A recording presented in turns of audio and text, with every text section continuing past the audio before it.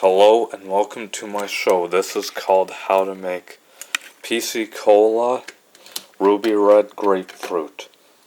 First thing you do is you open up this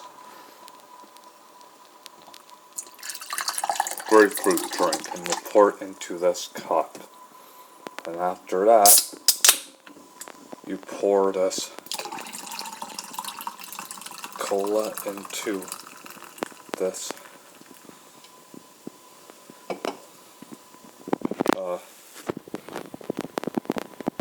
cup.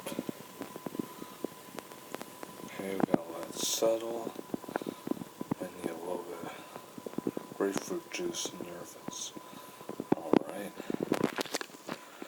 Just gotta let it settle.